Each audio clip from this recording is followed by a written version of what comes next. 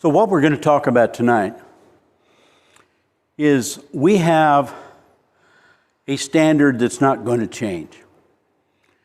And our country may come and go, just like the Romans came and went.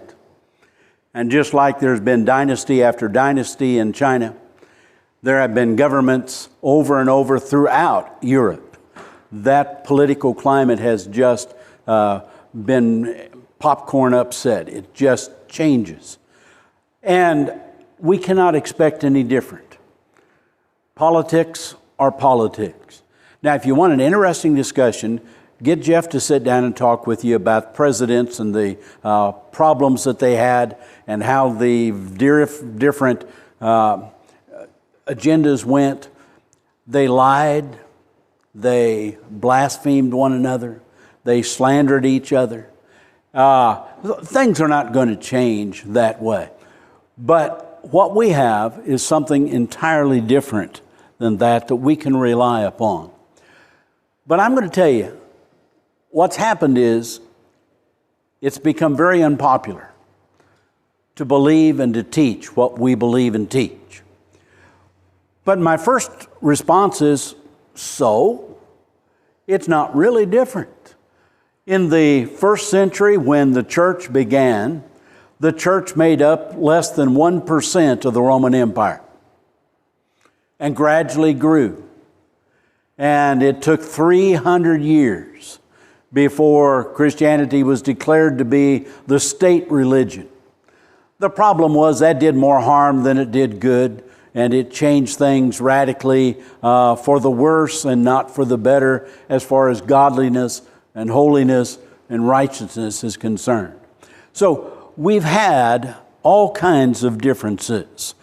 There was the problem of we changed divorce. The slide's messed up, but that's all right. Read behind the yellow line. What had also happened was we developed birth control, and that simply meant one of the major factors about morality was that you might end up pregnant. And that's out of the picture now, and that changed our moral standards. The idea of premarital relationships changed to where now that's how you find out whether you're compatible enough to get married. The truth of the matter is that's not a good indicator. Homosexuality has become normalized, more than normalized. It's now become the thing, and every show. So we just finished a month of gay pride. And a lot of the things that happened in the gay pride, there's nothing to be proud of. So it's changed. And what our children now in elementary school are having to learn.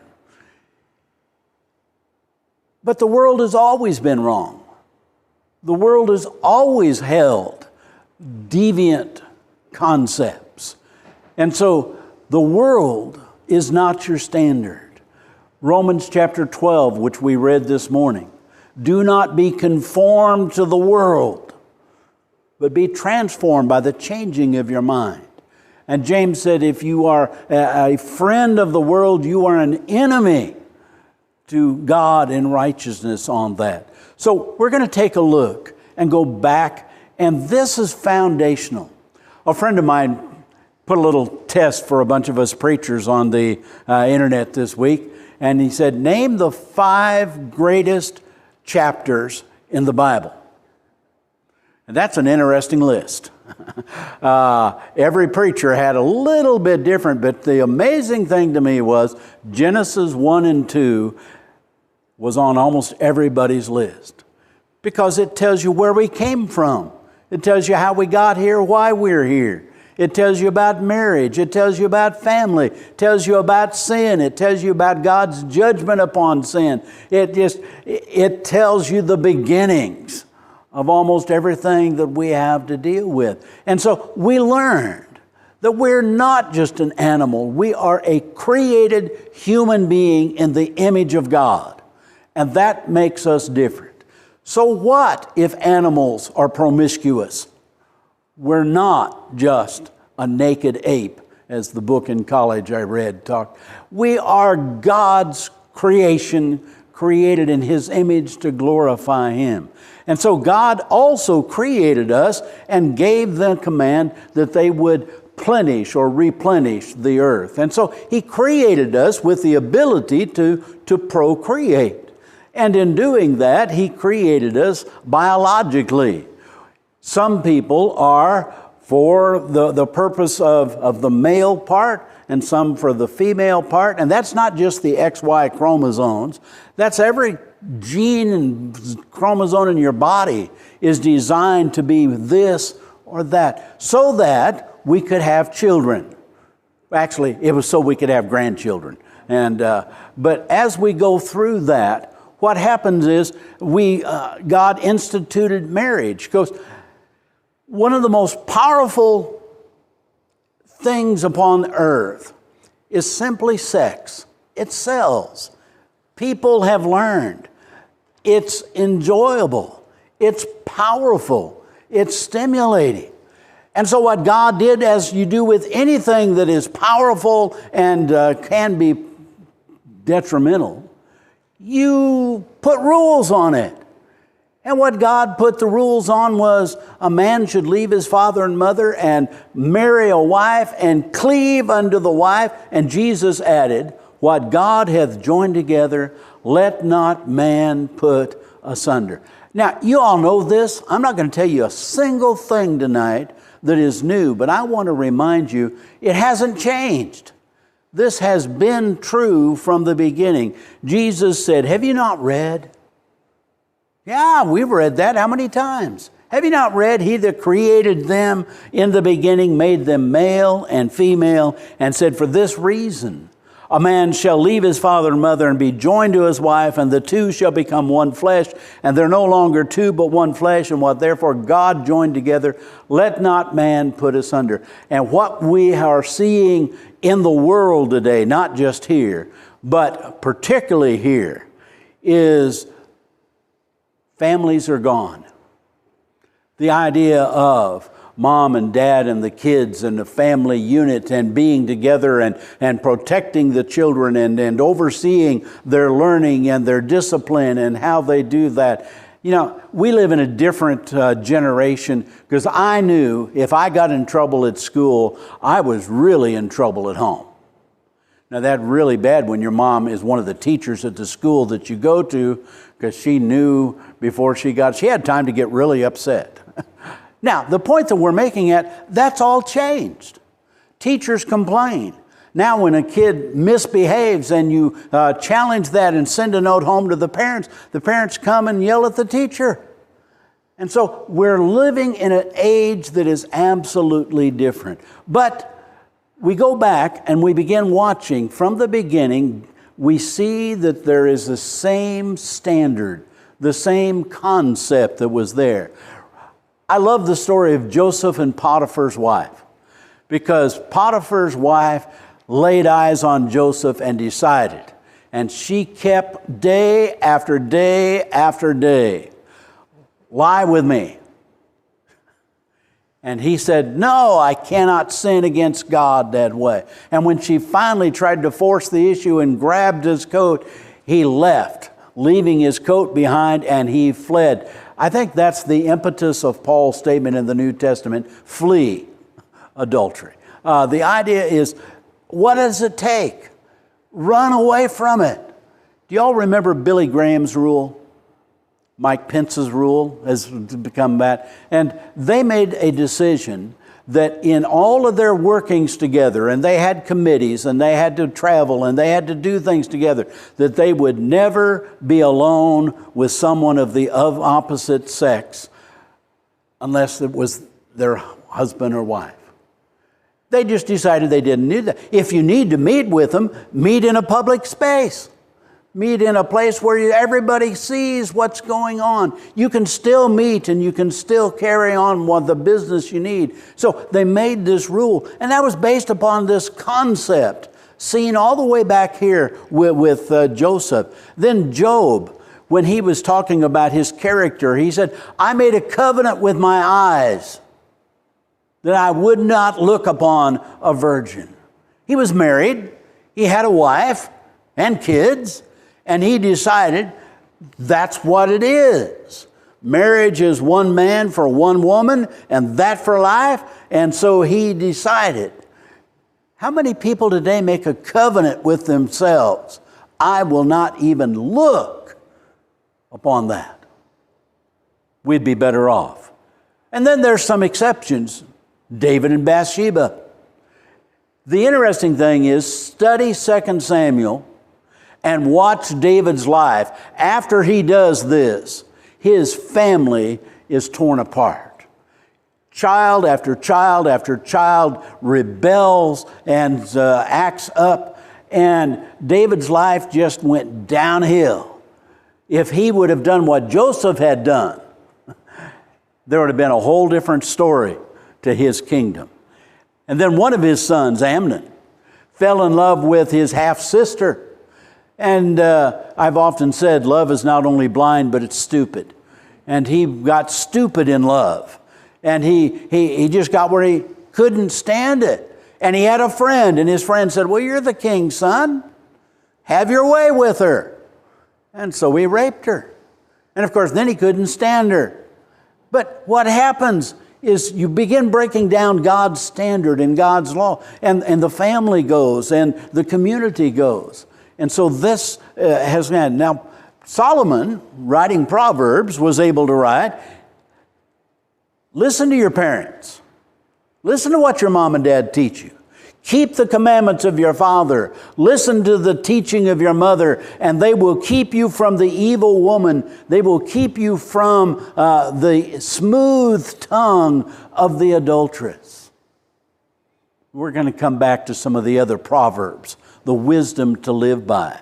Proverbs 4 verse 23 says, watch over your heart with all diligence, for from it flows the whole issues of life. The heart is not the heart. It's not even the brain. It's the all of the person. It's the emotions. It is the intellect. It is the feelings. All of that put together is what makes up the biblical heart. And keep track of it. Put a fence around it. Don't let things in there that don't belong in there, because from it come the issues of life. Now, skip from Proverbs all the way down to the life of Jesus. And Jesus said, out of the heart comes evil thoughts and murders and adulteries and fornications and thefts and false witness and slanders. How did they come out of the heart? Because people let them into the heart. And when you begin letting those things into your heart, and I'm going to tell you, it's hard not to. What type of shows can you watch today on television? What can you read on the internet? Which books are on New York Times bestseller list? And they all have all of this stuff. And we're bombarded by it just constantly. And it's from that it then becomes out of the heart. And what we're seeing in our country is simply the hearts of men have been turned to ungodliness and evil. And it's just coming out from there. Now, when the gospel began to be preached, you remember in Acts 10, they converted the first Gentiles, Cornelius. And then Paul began going through southern Turkey and converting Gentiles of all things.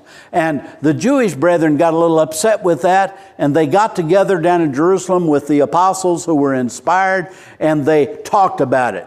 And what they decided was, we're going to write to them, the Gentiles, that they abstain from things contaminated by idols and from fornication and from that which was strangled with blood. Interesting. Fornication in the Roman Empire was acceptable. Not for the wife. The wife was to remain pure and only for the husband. But the husband's that old double standard. But there's no double standard with God. It's just wrong. And so they were preaching to these people. And when they converted a Gentile, they said, now, I don't know what you did before, but you're not doing that anymore. No more of that. So the Apostle Paul came to Corinth. I was fascinating in my early years. I was studying the city of Corinth, and I discovered that it was such a wicked city that even the Romans recognized it as being the wicked city. And so when you misbehaved, were immoral, you were acting like a Corinthian. So what did Paul do? Marched into the city of Corinth and began preaching the gospel. In Acts 18, verse 8, many of the Corinthians hearing believed and were baptized. Now what? Now you're going to have to change. You're going to have to change how you're acting and where you go and how you live. So 1 Corinthians 5, Paul writes back to them after he had left, and he's appalled. I hear that it is reported that immorality exists among you. Immorality of such kind as does not even exist among the Gentiles. Even the Corinthians said that's not acceptable behavior. And that someone would have his father's wife, to have an open relationship with your stepmother. He said down in verse 9, I wrote unto you in my letter not to associate with immoral people. Now, I did not mean all men with immoral people of this world, or with the covetous and swindlers or idolaters. For then, if you lived in Corinth, this was true. You're going to have to go out of the world. Because Corinth was a city filled with fornicators, adulterers, idolaters, immoral. But among God's people, that was not going to happen. Among us, we will be like Job, and we will make a covenant with our eyes, and we will not even look upon it, let alone do it. It will not even be named among us. We'll come back to that one in just a minute. Verse 11, he said, I wrote to you not to associate with any so-called brother if he is an immoral person, or covetous, or an idolater, or a reviler, or a drunkard, or a swindler, not even to eat with such a one. And did y'all listen as Jeff read the passage? Do you not know? The unrighteous will not inherit the kingdom of God. Will not inherit. Do not be deceived. Neither fornicators, nor idolaters, nor adulterers, nor effeminate, nor homosexuals, nor thieves, nor covetous, nor drunk. God says, no, that's not the way you were created. That's not how you're supposed to live as my creation. And so, people that will honor God, we still have a very high moral standard. And we can't deviate from that. And they can teach what they want to, and they can proclaim that they want to, and they make laws or unmake laws, however they want to do it. We have a standard on that. In verse 13, he finished up, food is for the stomach and stomach for the food, but God will do away with both of them. The body is not for immorality, but for the Lord, and the Lord is for the body. And then 18, flee immorality. Be a Joseph. If that presents itself. There was a way of escape. Every time somebody commits adultery, they had to go over fence after fence after fence. They broke down all of the little warning signs that came up. It didn't just happen. It wasn't a magical moment. It was things that took place and they broke them down. I went to a marriage counseling session one time, and the man said, if you meet a woman and you feel awkward, be careful. That's one of the worst signs in the world. Be careful how you act and respond to that. I think he gave some good advice. Flee immorality. And then in 1 Corinthians chapter 10, he said, don't let us act immorally as some of them did. And out in the desert they did, and 23,000 fell in one day. Why? God brought judgment. You know, if that happened, I told somebody the other day, I read this, if Liar, Liar, Pants on Fire really happened, how many people would tell the truth? And the truth of the matter is, someday we're going to stand before God, and liars will have no part in the kingdom of God. And so not only that, but neither adulterers or fornicators or the immoral and those that acted immoral, there was a judgment from God. In the book of Galatians chapter 5, he said, the deeds of the flesh are evident, which are immorality and impurity and sensuality, and those who practice such things shall not inherit the kingdom of God. Are you keeping track? We've talked about we're going to almost every letter in the New Testament to churches is going to bring up this point. Let me illustrate. Ephesians 5. But immorality or impurity, let it not even be named among you. We should be able to live in a community and nobody can ever point at us and say one of them did that. They should look at us and say, well, whatever else they are, they don't do that. And we are not immoral, ungodly, sensual. Colossians, he wrote unto them and he said, consider the members of your earthly body dead to immorality and to impurity and to passion and evil desire and greed, which amounts to idolatry. So we've got the Corinthians, and we've got the Ephesians, and the Galatians, and now we got the Colossians. And so let's go down to Thessalonica. And Paul wrote to them, this is the will of God, your sanctification, that you abstain from sexual immorality. And then in the book of Hebrews, see to it that no one comes short of the grace of God, that no root of bitterness springing up causes trouble, and by it many are defiled, that there be no immoral or godless person like Esau among us. We need to make that a rule. That doesn't happen here. And when it does, we will call you on it.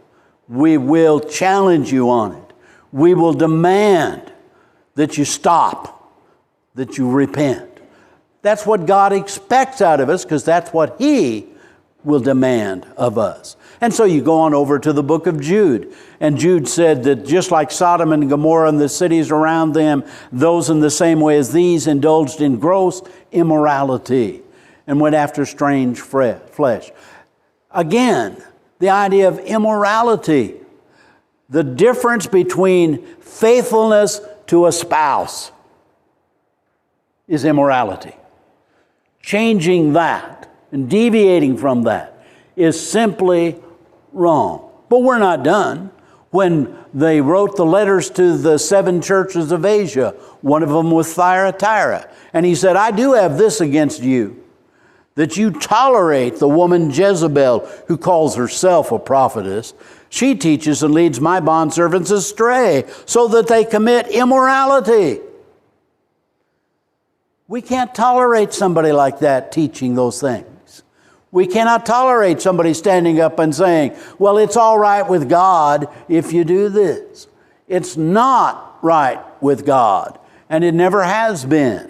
In the book of Revelation, it ends, he who overcomes will inherit these things, and I will be his God, and he will be my son. But the cowardly and the unbelieving and the abominable and the murderers and the immoral persons and sorcerers and idolaters and all liars, their part will be in the lake of fire. So what God has said is, you can have your standards if you want to, but on the day of judgment, it's my standard. You can act any way that you want to, but you will be brought to the bar of judgment, and God will be.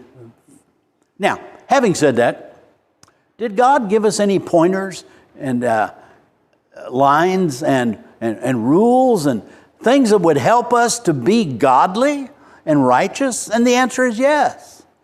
In the book of Hebrews, he said the marriage bed.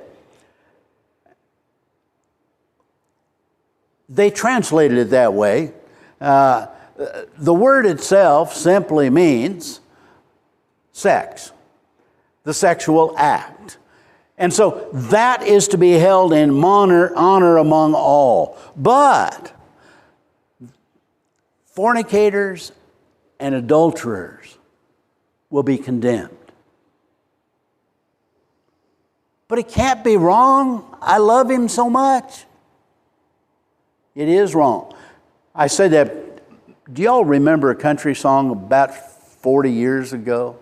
How can it be wrong when it feels so right?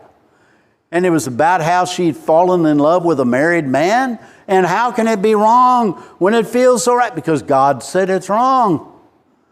And whatever it feels like to you doesn't change what God has said. Now, the book of Ecclesiastes in the Old Testament said, enjoy the life with the woman who you love all the days of your fleeting life, which he has given to you under the sun. And this is your reward in life and in your toil in which you have labored. Do you all find it hard to believe Solomon wrote that? Well, I'll tell you, there was a difference between what Solomon did and what Solomon, by inspiration, wrote down for us to learn. And what Solomon taught us is get married and stay married and enjoy it. My wife and I like to watch a lot of British shows. They have a different character about them. But one of the things that just drives me nuts is almost every family you meet hates each other. Another happy marriage in England. And I'm sure that there's good people. I have some friends over there. They're Christians and but the majority of the shows. Now, what I'm getting at is, that's not what Solomon taught. And so we are supposed to get married and stay married and enjoy one another. My grandparents on my mother's side, I don't know what happened. They got married and they had 7 kids. So there was, at one point in their life, a happy situation. But by the time my mother, she was the last one, by the time she came along, they didn't like each other. Grandpa slept upstairs in a bedroom and Grandma slept downstairs in another bedroom. Grandma would fix lunch for him and then go back to her room and let him eat. And when he got done, she came and she cleaned the table and she made lunch for her. And then when they went somewhere, he got in the driver's seat and she got as far away in the back seat as she could in the corner. And this was their life. My brother and I hated to stay with them when we went back on vacation because the only joy in life they seemed to have was making each other miserable. And I said that one time and somebody met me at the back door and said, but at least they didn't divorce. But they weren't godly. Their marriage was wrong. How they treated each other was wrong. They were sinning as much as if they had gone ahead and got the divorce. And they said, so you think they should have divorced? And I said, no, they should have repented.